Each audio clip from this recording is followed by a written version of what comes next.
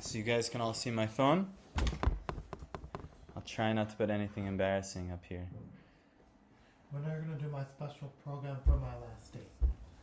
Oh, well, one, it's Kaushik's last day here with us. Today's my last day. Today is his last day with us. I'm sure there will be other times where Kaushik is with us, but he's going to start doing skiing lessons. So in his skiing time, it's going to conflict with his program time. So just so you all know, it's Kaushik's last day. So in the final kirtan, if you guys could help remind me how important it will be to really have a nice kirtan to celebrate Kaushik's last day, that would be that'd be really sweet. So can I entrust you guys to help remind me, because my mind is not that good. So thank you. All right, we're gonna go to 725 of the Bhagavad Gita. So repeat after me. Can you all read it? Is it up there? Good. Naham prakasha sarvasya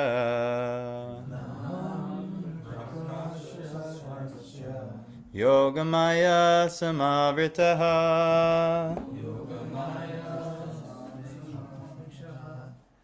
mudhoyam nabijanati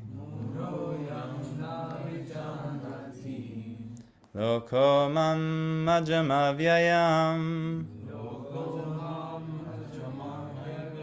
I'm trying to get it bigger, but my phone is really spazzing out, as you can see. What's that? You know how to do? Zoom, I guess. Yeah, my phone is glitching. All right. Well, anyone want to give it a try? Naham prakasha sarvasya Naham prakasha sarvasya yogamaya samavarta yogamaya samavritaha muruyam nabijanate mudhoyam navijanati lokomam majam aviyayam. lokomam majamavyayam. One more. Preferably a lady. Can't see it. Ah. 1 second. Okay, Udit, you got it. If you can make it bigger, I'm all Your for phone is, it. Glitching, right? yeah, I don't know it. All right, just give it a shot. It'll be fine. Naham prakasa sarvasya Naham prakasha sarvasya yogamaya samavrita yogamaya samavrita mudhoyam nabijanati lokomam ajamavyayam. Repeat after me. Na, nor, aham, I, prakashaha, manifest, sarvasya, to everyone, yogamaya, internal potency, samavritaha, covered, mudha, foolish, I am, this, na, not, abhijanati, can understand, lokaha, such less intelligent persons, mam, me, ajam, unborn, avyayam, inexhaustible. All right, now I'm like worried that this whole thing is like going to be glitching the whole time. All right, well, we can see it for now. I am never manifest to the foolish and unintelligent.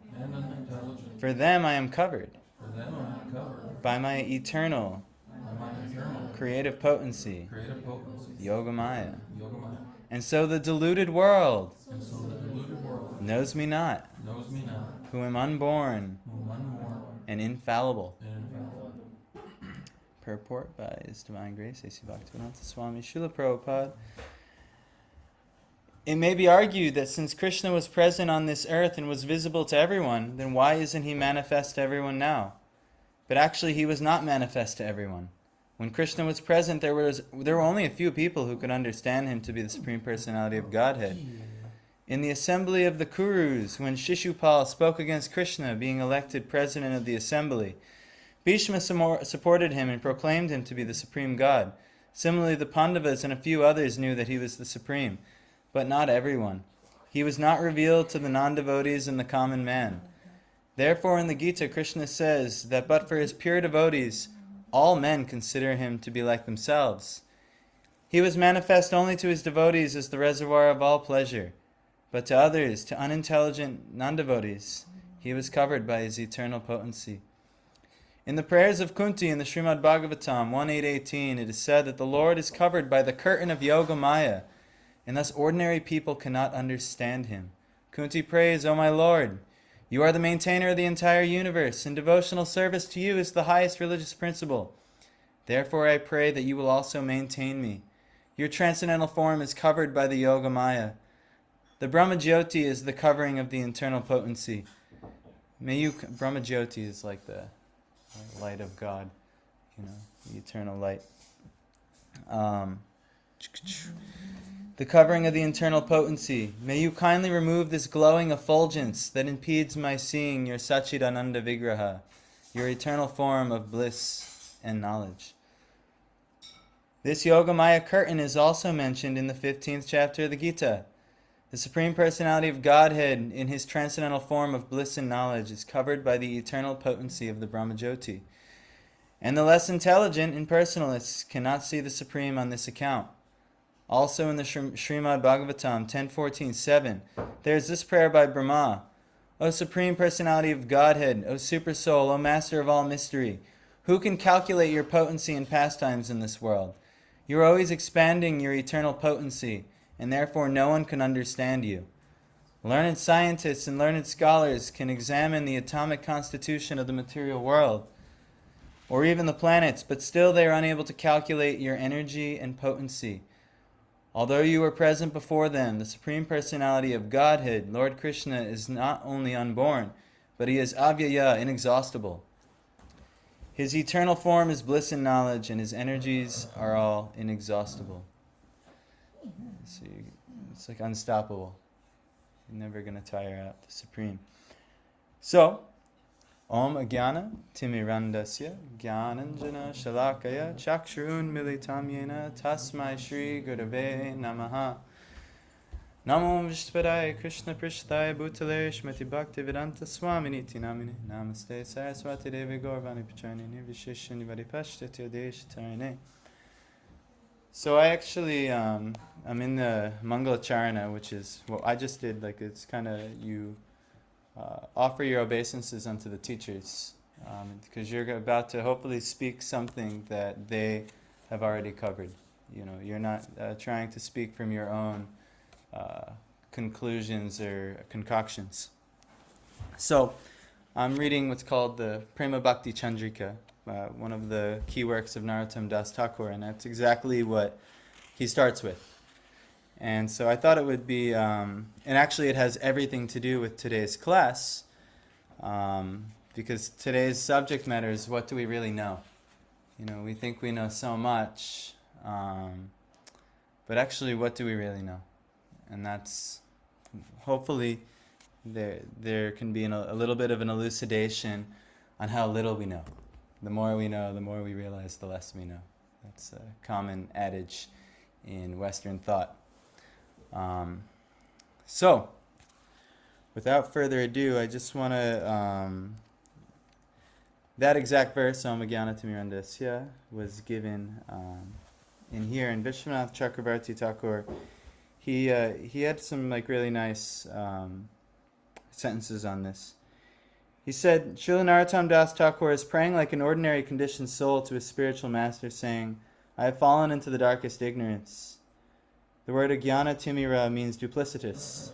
The living entities who are averse to the Supreme Lord from time immemorial have forgotten their constitutional position as eternal servants of Krishna and have fallen under the clutches of Maya. The conditioned souls are absorbed in the bodily activities by nescience and are suffering unlimited material miseries. The more they forget the loving service of Lord Sri Krishna and endeavor for their own happiness, the more they become covered by the darkness of ignorance. All endeavors for personal happiness without the service of the Supreme Lord further cover the eternal constitutional position of the conditioned souls and are therefore known as cheating religions. And I'll stop there for now. So this is actually our problem, that we are not making suitable endeavor to understand Krishna or even to serve Krishna. That's the highest understanding, is to know, like, wow, I'm not going to understand you at all. So the very least, the best thing I can do, what little service can I render you? So we are hopefully going to get into some of this today if my phone stops bugging out. So is this a new concept for anyone, that we don't know that much?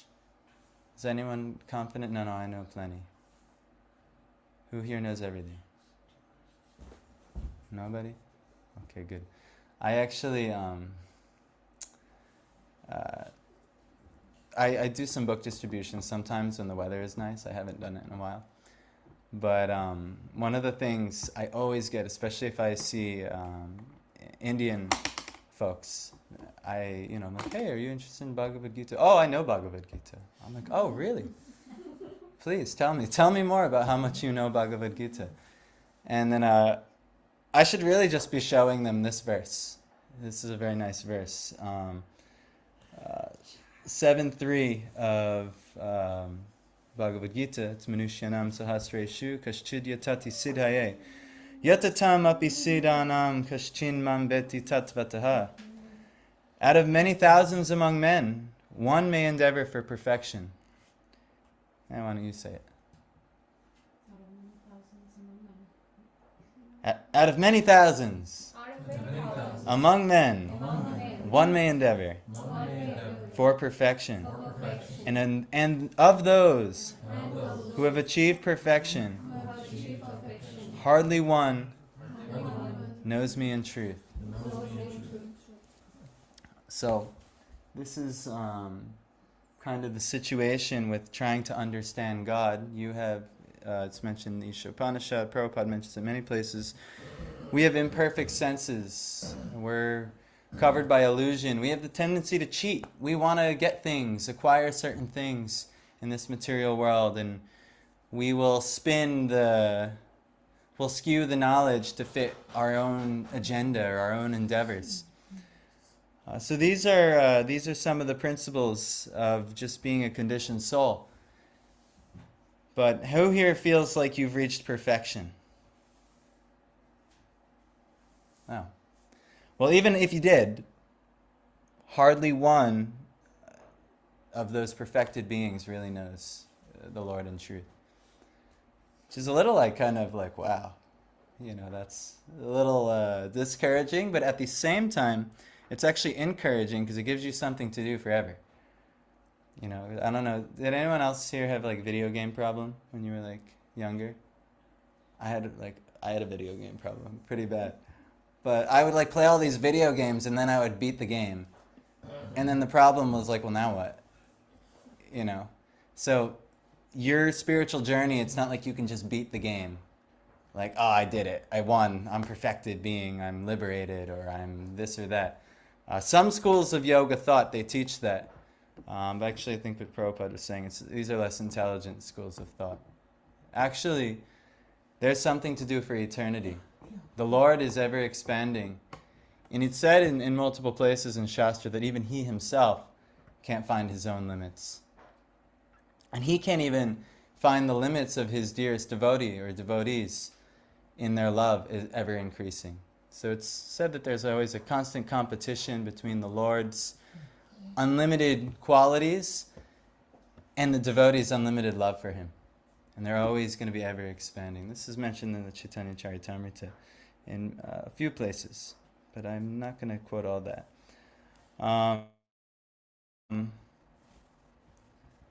We'll do, this one is nice. At the Padma Purana, there's a verse, Satashi Krishna Namari Nabhavid Grayam Indriyai Sevan Mukhe Hijivado Svayam Eva Svaratyadaha No one can understand Krishna as he is by the blunt material senses, but he reveals himself to the devotees, being pleased with them for their transcendental loving service unto him. That's the Padma Purana. So if you want to actually know the secret to knowing Krishna, and if you know Krishna actually, this is the source of everything. You'll know everything that needs to be known. So the secret is loving service. Just like the secret to pleasing anybody is really like loving service, you know. If you want to please a boss at work, if you do some loving service, it's much better probably than trying to like manipulate him or do something like this, you know. You could try, but you know, there's so many different ways that we try and acquire our goals. But actually, loving service is always the best, and especially with Krishna. But it actually has to like come from the heart. You know, is it real? You know, or am I like, all right, Krishna, I'm doing some service right now. Hare Krishna, like, what's in it for me? What's the catch here? What am I going to get out of this? This is what Vishwanath Chakravarti Thakur was referring to as cheating religions, that which is mixed with dharma, artha, kama, and moksha. I'll explain a little bit of that later. Now, sorry, just have to see. My phone is really not doing well today. Is it this? I'm going to just close the app and see if that's better. All right. Okay, so now we're going to go to the Bhagavatam. 10:14:38. I hope that's it.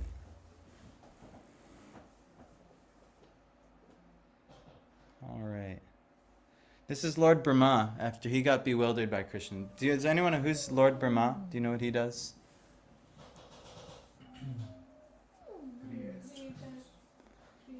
Yeah, he's like the creator of like all the universes. Imagine the knowledge and the level of intelligence that, not all the universes, this universe.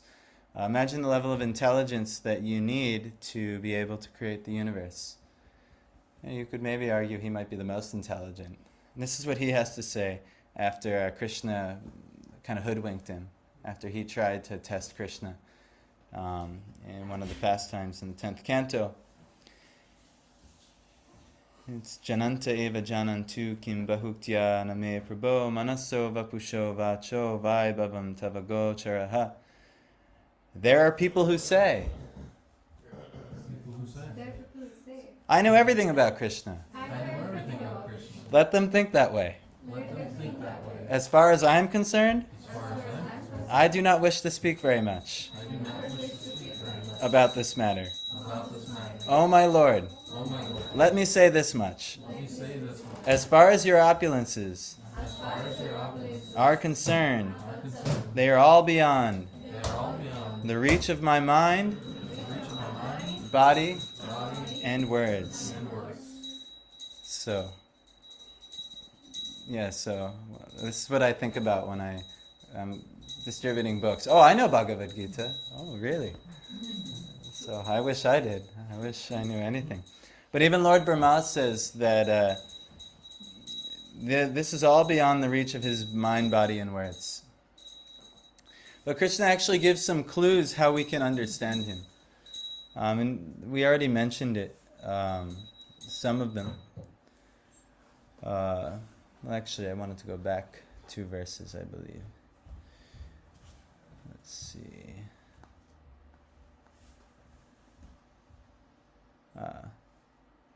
This one's nice.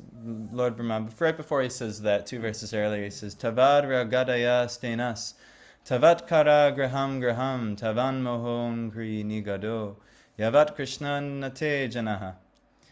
My dear Lord Krishna, until people become your devotees, their material attachments and desires remain thieves, Their homes remain prisons, Their homes remain prisons, and their affectionate feelings and their affectionate feelings for their family for members their family members remain foot shackles. remain foot shackles. This is almost like a little bit of a litmus test. These our attachments and desires are going to steal away our devotion and our ability to be Krishna's devotee. But it's in our best interest to render service unto the Lord. If we consider anything else, it's going to be temporary, and then it'll be lost, and it will, I know this seems harsh, like, oh my God, my home is a prison, my affectionate feelings for my family is a foot shackle, I know it seems harsh. But if you understand the bliss waiting for you in your relationship with Krishna and your service to Krishna, actually all those things begin to feel that way. And we only just taste a little bit of that, just from a little bit of devotional service. You begin to realize wow, this is really pleasurable. And what I was doing, before for pleasure, now it kind of sucks, and that's just honest, when you actually get a little bit invested in your devotional life, just a little bit. And what's to speak when you're really invested and you're really immersed? And Krishna is reciprocating with you due to your actual loving service. He's recognizing. So these are just some things in this regard. How are we doing so far? Anyone have anything important? Want to raise objection, doubt, clarification? I really struggle with that last part, just because I don't know what that looks like practically. It can turn into neglect or abuse or. Sure. And I'm really struggling with that currently because The family members. family members, but also just the material world in general, viewing it in a negative light can be really kind of damaging, I feel, to the individual who's practicing, because then their lens becomes almost can become dark and isolating and not wanting to engage at all with people or places. So I'm really trying to grapple with that because I want to be able to integrate, I want to be able to engage with people who actually are seniors to me and who are loving, Yeah. A couple things I've heard on this subject matter. In the beginning, I think I might have even gave this reference to you before. If we're growing something, right? Say we're the Bhakti Lata Bij is called. It's the seed of devotion given by the Guru, by the Bhakta, by the devotee to us. When that seed is given to us, we have certain sadhanas or certain practices that we can do to grow the bhakti, to garden. We become gardeners. We've been given a seed by the Guru, and then we're to grow it and become a gardener. Now, I don't know if you remember during the retreat, we had that verse in the Nectar of instruction about the 6 things that we had to avoid, right? Especially in the beginning, if you're growing a seed, if you grow a bunch of other stuff next to it, I mean, you gardened before, I'm sure. It just kind of strangles out that and you lose it. So your devotion, your love for God, your Krishna consciousness actually has the very means to actually be the thing that is going to help those people you care about the most. But if you don't give it the space to grow, and you mix a bunch of other plants and stuff with it, say the affection for the family, the affection for our attachments, our desires, our homes, different things, and we don't give that a chance to grow, what do we really help them with? We kind of, I know it seems negative, but actually the material world as it is negative. It all ends in death, and it all, Sure. it has no one really is satisfied at the end of it. They try their best, but they get stifled by this kind of curtain of Maya that at the end, like, we think it's gonna make me happy, it's gonna make me happy, and it never does. Why? Because it's temporary, and it's not able to make you happy. It's actually designed to not make you happy. That's the covering agent. It can harden a heart, you know? It's sure. It's really difficult to kind of absorb that information when you come from a culture of the exact opposite. You know? Yes, of And course. so sometimes the easiest thing is to harden your heart and say, yeah, this is bad. Yeah. And to, I mean, the only way to really do that is to kind of shun everything that you've once kind of, for some people, right? Yeah. Well, back to the plant analogy. Some people, you know, you could say they harden their environment of their plant. They put a little fence around their plant, and from the plant's point of view, it's like, no, just me and my little terrace here, you know.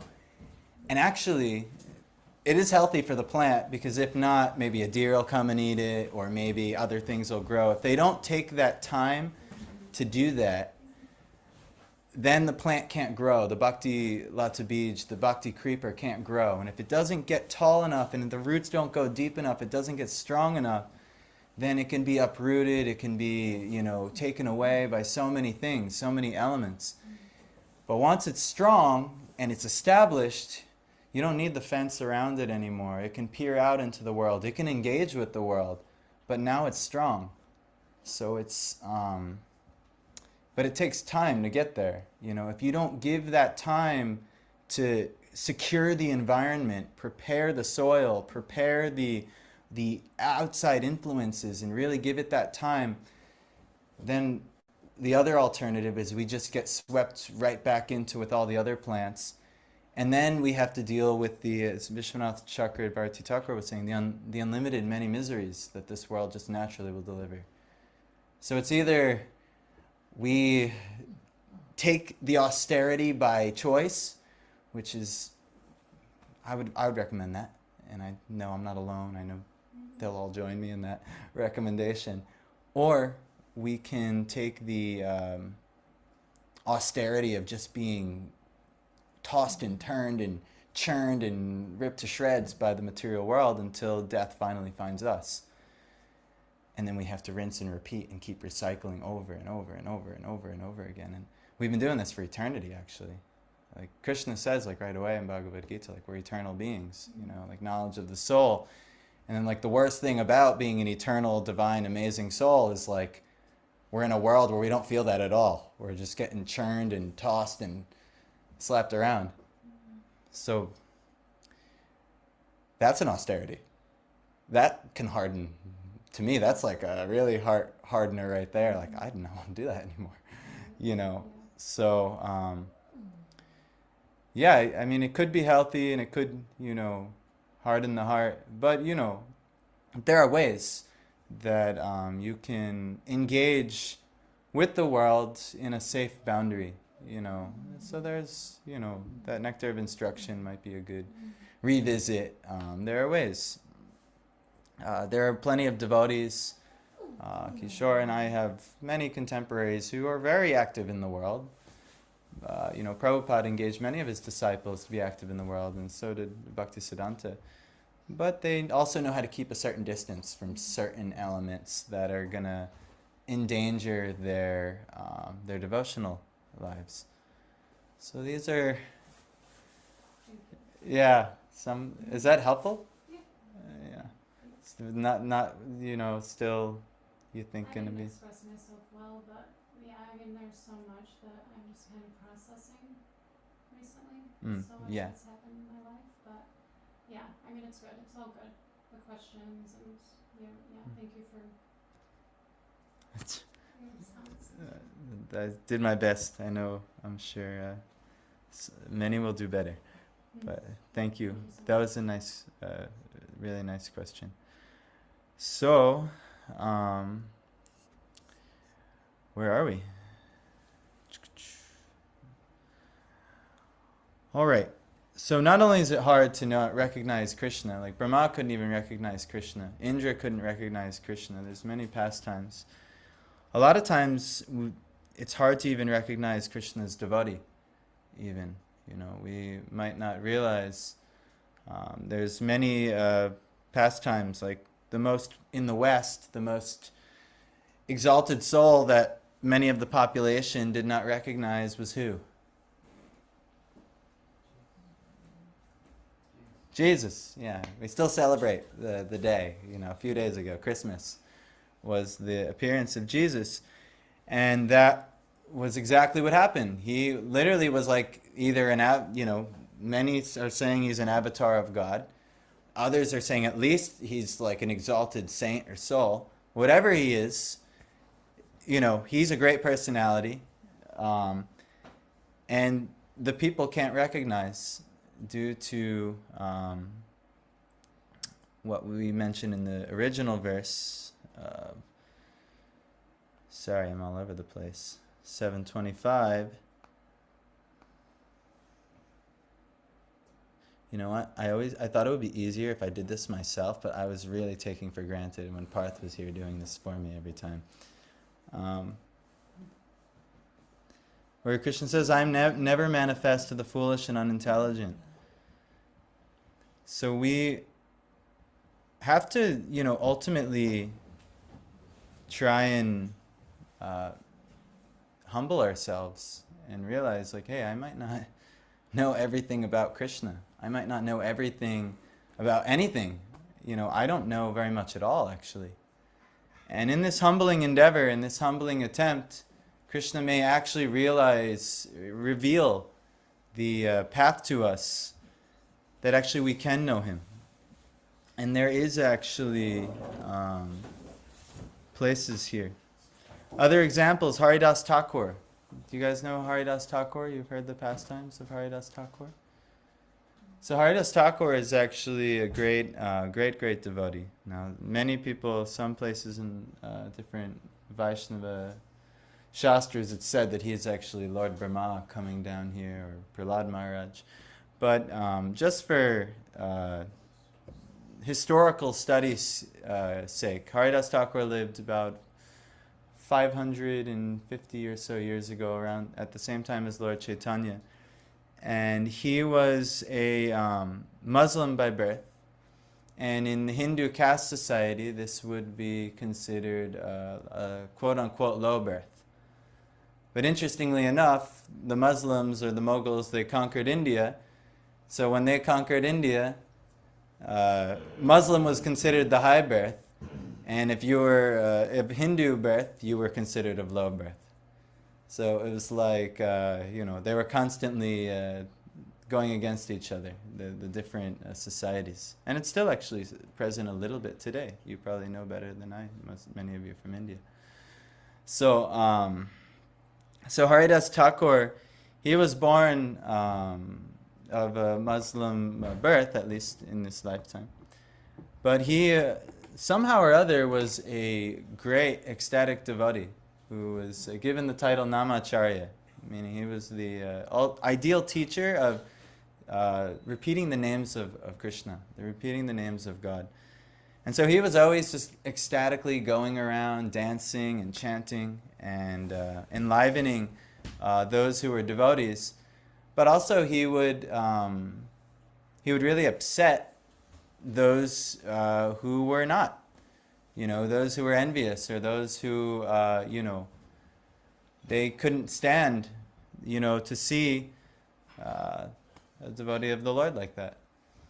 So, there were certain personalities who always tried to go against him. And whenever that happened, they actually always found themselves in very unfortunate situations.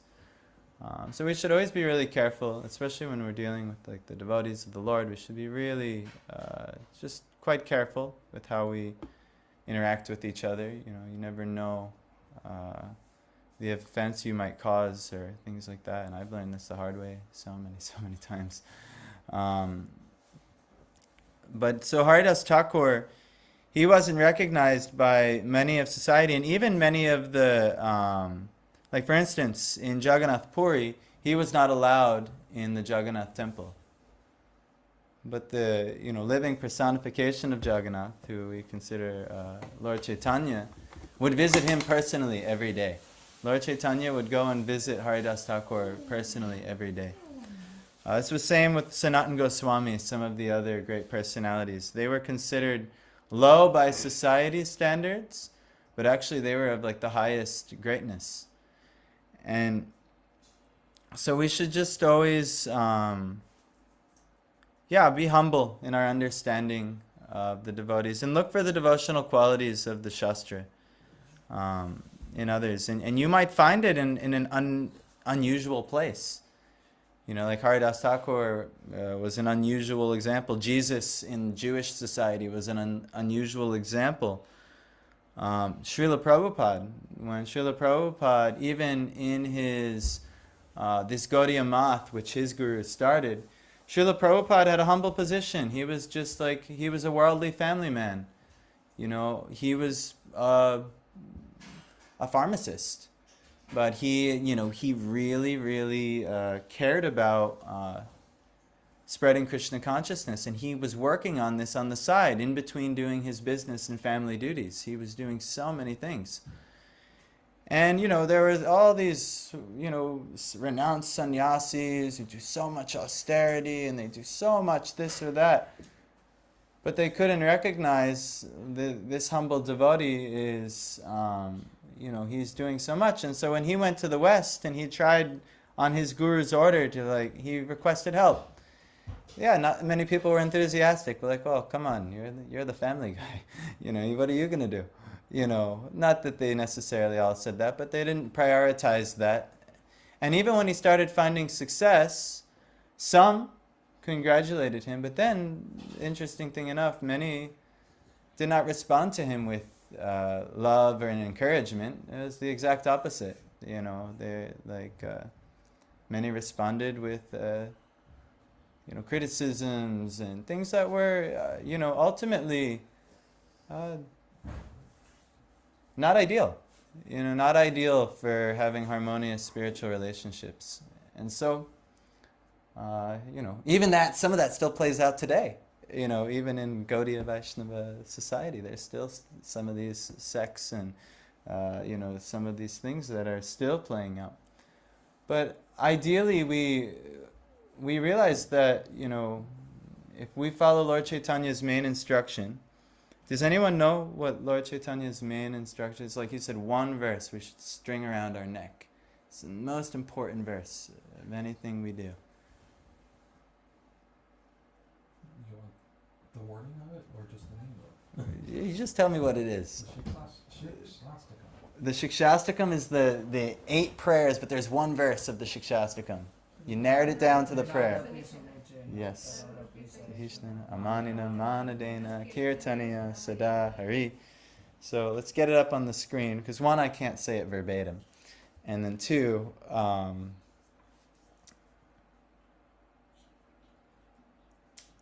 Trinad Api Sinichena.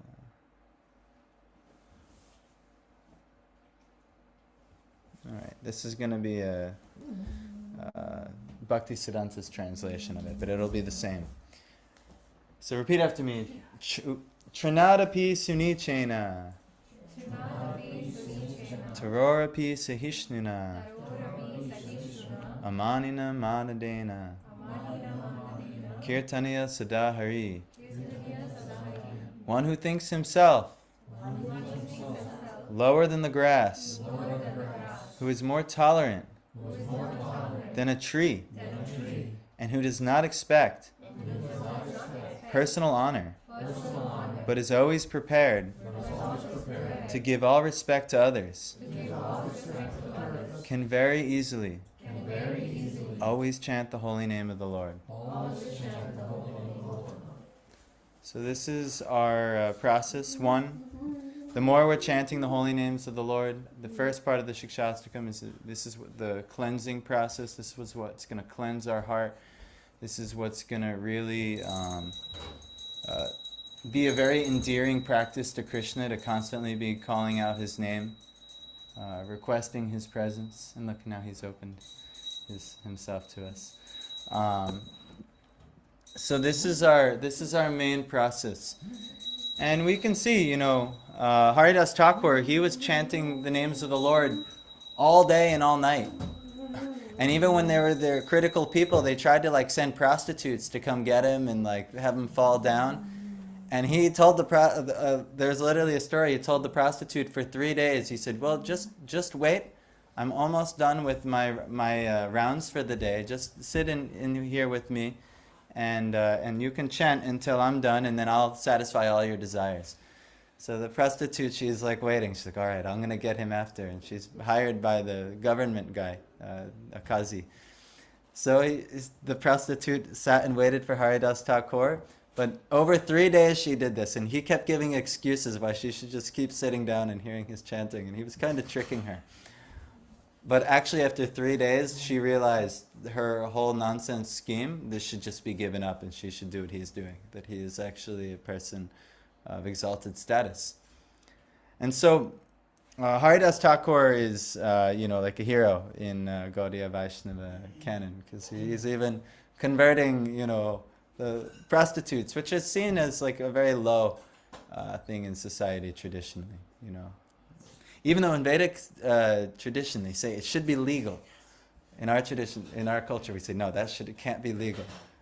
But it's considered a lower rung of duties that one might do in the world. So anyway, we need to be humble. We need to be humble. I learn this the hard way just about every day. When my dealings with others don't always go as planned. That humility is a key element. Prana, you were saying something? Oh, yeah, not everyone probably needs to see all my texts. Thank you. So I wanted to share a little bit more from this little book here that we were reading. We were talking about before how if we don't, if we don't serve Krishna, it's going to go the other way. We're going to be deluded by Maya. But if we're humble and we try and serve Krishna, I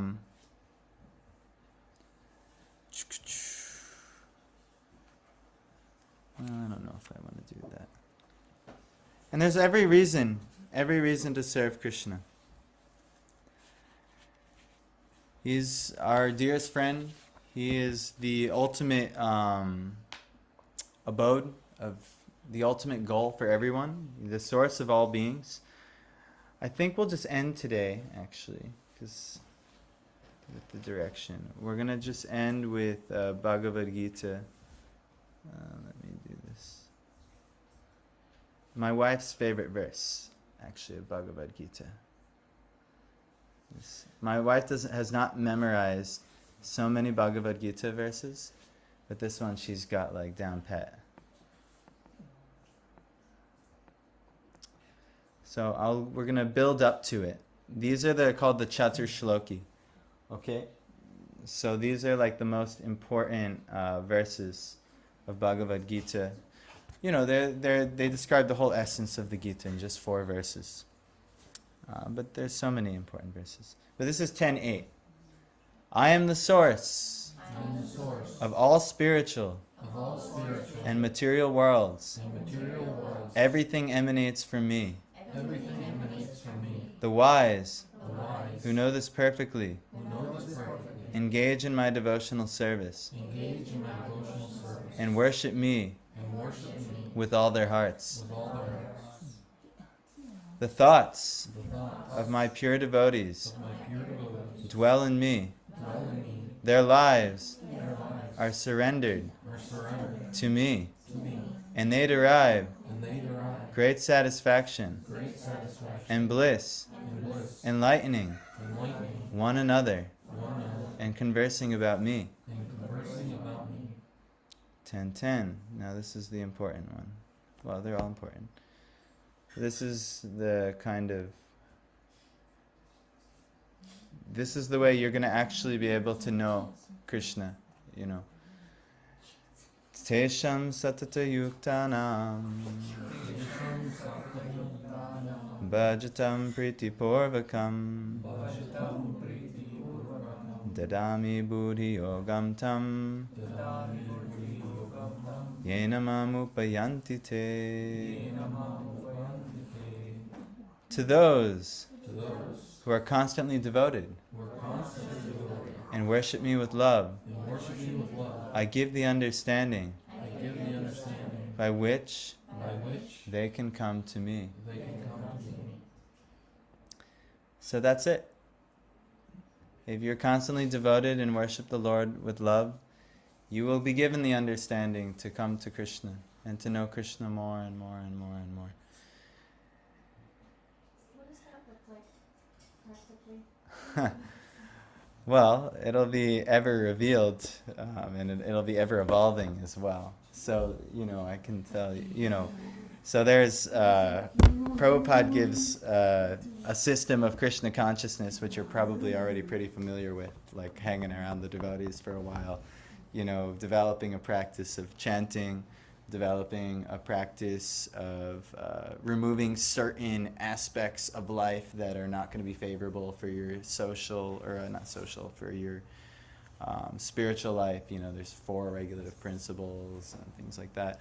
And then you associate with spiritual people coming into spiritual sangha, sadhu sangha, hearing wisdom scriptures from Krishna like Bhagavad Gita regularly, hearing Bhagavatam regularly. You might even come and partake in temple worship programs, something like this. Like this is kind of all like a representation of that, coming to programs, maybe even visiting holy places and holy people in the holy places. There's definitely more chanting, constantly as much as you can. Sure, was that the main 5, right? There's chanting, there's Bhagavatam, there's Sadhu Sangha, there's Archana, and then worship, and then the holy places. Yeah. So those are the main 5 most important ones, but there's like a whole 64 if you really want to see it even more practically expanded. But yeah, what you're kind of already doing, but just maybe just. I guess with love is are the words that are interesting to me. Like, what does that look like? 'Cause so Well, many people do all of that. And sure. 100% sold that there's love involved. Yeah, sure. No, that's very, very, very, very good point, and very good, realization. That's something in your heart, and then it's also that seed of love, of bhakti, has to be given by someone who has it. So there's kind of 2 elements. One, your own sincere endeavor to give your love, whatever you've got covered in there. Apparently we're all beings of pure love, but to recognize or realize that it's a little hazy, but sometimes we can recognize when others have it. Like for instance, Srila Prabhupada, reading his books and even following his life, you can really see like the love from which he was coming through and for. And then there are other devotees, his disciples, who really have received his love, and made it their own, and now share it with others. And then you could call this like a guru. So that's also a very practical element, is finding a teacher to share that, to show you how to love. Just like we had to learn how to walk, we had to learn how to cook, we had to learn how to this, and we got to learn how to love too. Who's teaching us how to love? So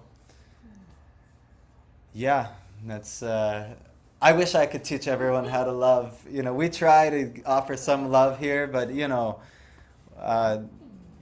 where at least myself, I'll speak for myself. I'm a very, very limited person sharing love. You can ask my wife. You can ask some of my contemporaries. So much. What? Stop it. Well, maybe sometimes, but there's been a lot of times where I hurt people too, and there's been things like that, even very recently. It's just fresh in the consciousness. But I appreciate your appreciation. But yeah, sometimes we can be hard to love, and we can be hard for us to love, but we just do our best, and then Krishna also will reciprocate. And it said when we're sincere enough, he'll send the teacher who's ready to teach us how to love. But yeah, I mean, we all have Shiksha, teacher in Srila Prabhupada, his books. There's so much love in those books. I mean, just by that book alone, I was in the middle of the country, not like in like the Midwest, but I was in the middle of like the country in New Jersey, like a little rural town in New Jersey, where there's nothing yoga, spiritual, and there's nothing around there. But somehow or other, I got my hands on one of those books, and I just sat and I read those books for, and it took me a while, months of my life while everyone else was working and doing everything, and I was just kind of like floating around, not wanting to participate in the world.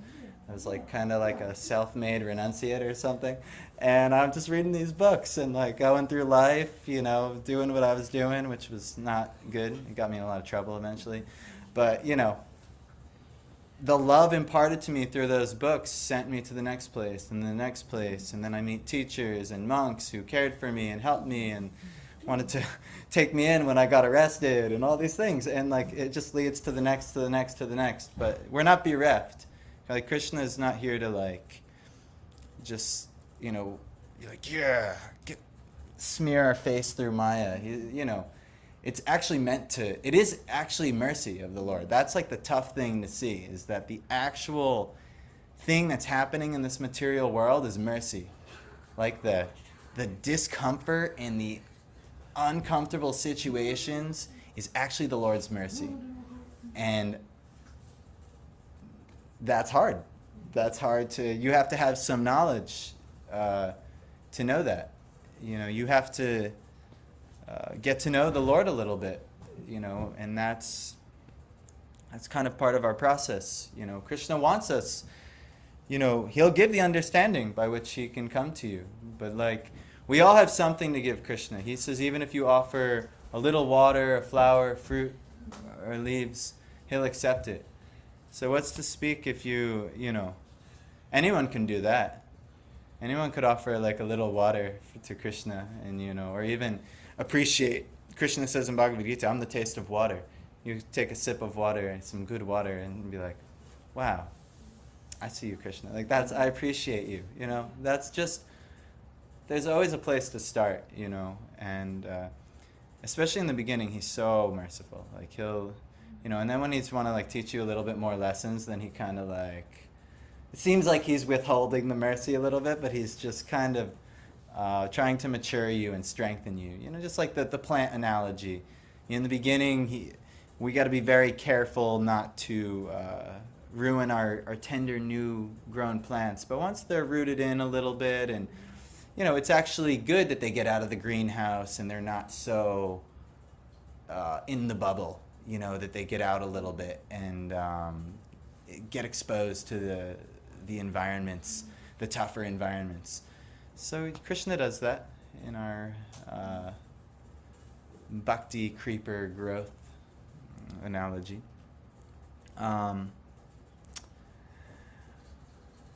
The last thing I wanted to just say before we'll end is, what makes our tradition so special is we have Chaitanya Mahaprabhu. Whereas we were mentioning, we might not recognize the Lord. Even when Krishna was on the planet shining in full effulgence as the Krishna, like most of the people did not recognize him. But in Kali Yuga, just 500 years ago, there was a magnificent appearance of a historical personality we can all study, and I would recommend studying through the works of his contemporaries rather than Wikipedia or something like that, because that there's all kinds of interesting things they write there as well. Hey, Aaron and Cedric, welcome. So we're all blessed with the most recent incarnation. We can all, this whole movement, this Hare Krishna movement, is based off of how Lord Chaitanya interacted with the world and directed us in so many ways.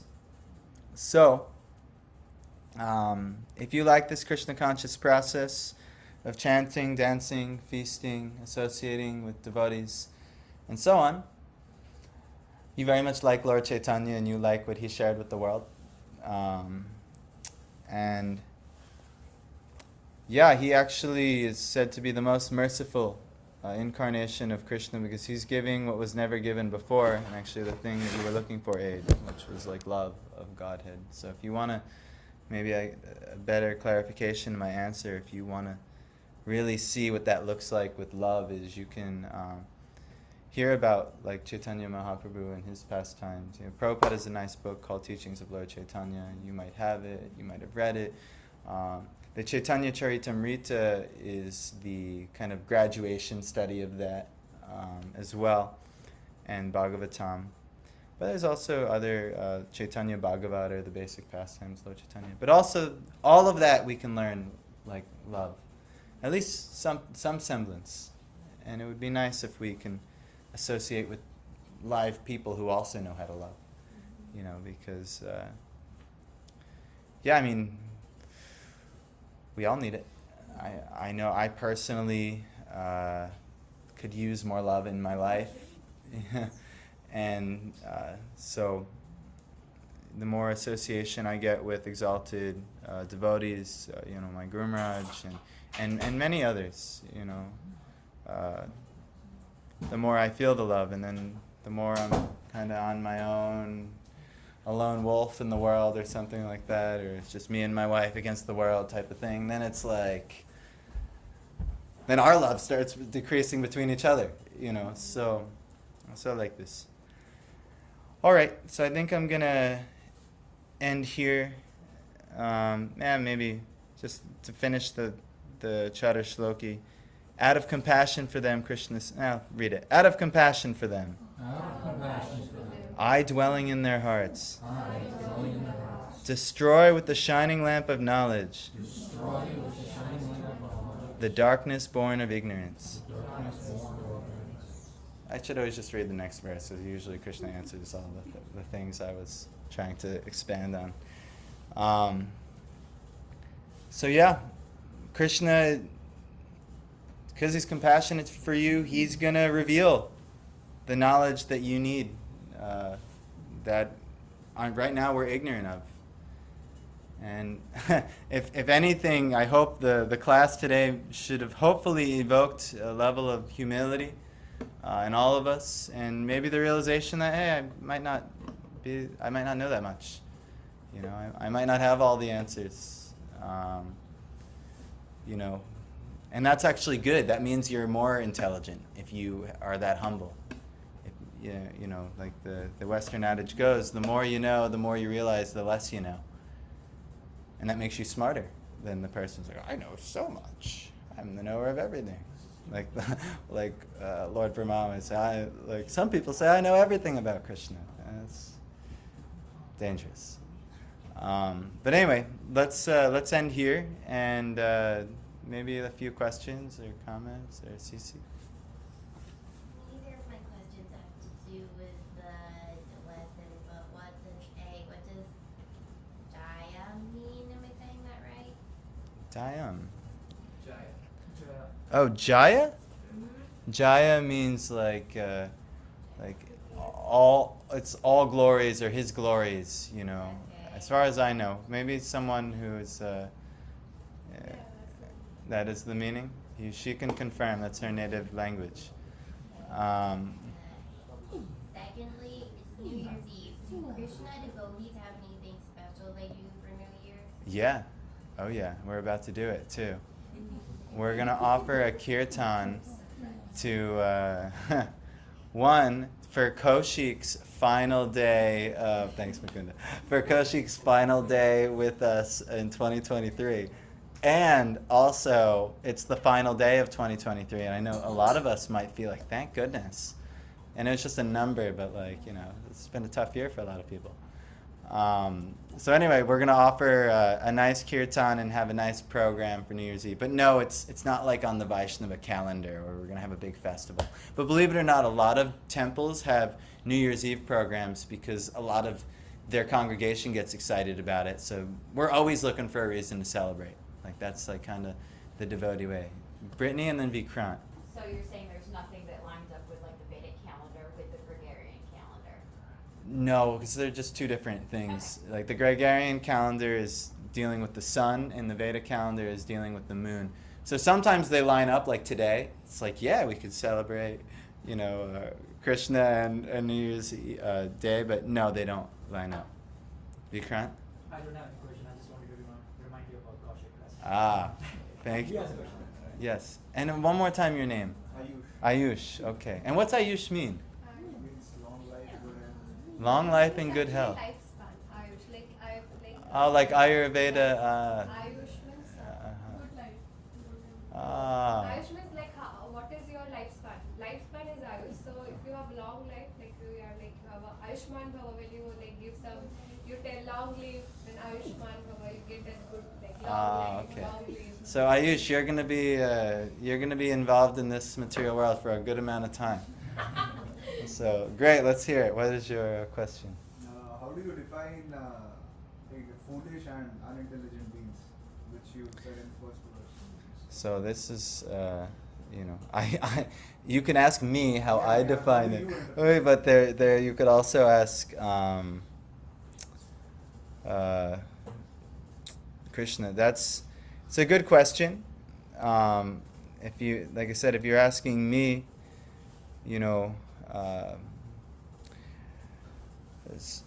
so in the Vedas there's Maya, to be in ignorance, and then there's, or you could say avidya, which is like ignorance, and then there's vidya, to be in knowledge, to be in truth. So you could say foolish or unintelligent beings are those steeped in avidya. There is a concrete truth in, it's not like subjective truth. What's true for you is not true for him. There may be an absolute truth. There is an absolute truth. That's the kind of, not only the claim, it's the emphatic claim. Like there is an absolute truth, and if you're not in understanding of the absolute truth, the words might not feel nice, but you would be considered foolish or unintelligent because you're steeped in the opposite of truth, and that's illusion. So, in the Vedas they give subsections of Krishna gives what is knowledge, what is truth. There's a whole chapter. The 13th chapter begins the whole section of knowledge. 13th, pretty much through halfway through the 18th chapters. All Krishna's section of knowledge, and even in the beginning, he gives the most fundamental knowledge is that you're not this human body, but you're the soul within the human body. So this is the first truth. And if we don't understand this, what's to speak of anything else? We'll not understand. So, being familiar with the absolute truth or the conclusions given by the Vedas is what you would consider the intelligent, or hearing from the authoritative sources. Like that verse I started to memorize, Om Jnana Timirandasya Jnana Jana Shalakya Chakshurun Militam Yena Tasmai Shri Gurve Namaha. If you want an exact translation, is I was born in the darkest region of ignorance, and my spiritual master opened my eyes with the torchlight of knowledge. I offer my respectful obeisances unto him. So, we're all born in this ignorance of the material world. We don't necessarily know who we are and what the point of existence is. And we speculate so many theories on what the point of life is. But actually, Krishna, the Vedas, and Krishna's the conclusion of the Vedas. They tell us exactly like what we're to do and what knowledge is, and it's very deep and comprehensive and very scientific too. I mean, it actually just blows my mind even how complex some of it can be. So, but like that. Does that clarify? Yeah, I mean, I think what you said was that just being aware of the fact that there is a higher truth above you makes you an intelligent being. Yeah. Well, it makes you more intelligent, but I also said that our more intelligence should lead us to like an extreme humility where we realize we're lower than the straw on the street in our potential knowledge as well, in which we really, even though we might be more intelligent, we still realize our infinitely small position as well. So I think that's important. Thank you so much. Thank you, Ayush. I hope to see you again. Sure. Yeah, cool. All right, what do you guys think? Any last burning thing before we do a final kirtan? And Mukunda does an arati? You're ready to do an arati? Because I'm finally ready to do an arati. Like I stopped on time and everything today. Kaushik, yes. I'm ready to do funeral kirtan. He's ready to do a final kirtan. Final kirtan. And we're going to celebrate two things. Your last kirtan with us of 2023 and the end of 2023 because it's New Year's Eve. So we're going to have like a New Year's party kirtan for your last day, Kaushik. Yeah. So that means everyone has to chant with even more love and even more emphatically than usual. Do you think we can do that for Kaushik? Yes. Okay. We can try. We can try. You will do it. I believe in you guys. So yeah, thank you guys so much. That's our short presentation. If you want to know more, read Bhagavad Gita, read Srila Prabhupada's purports. It's amazing.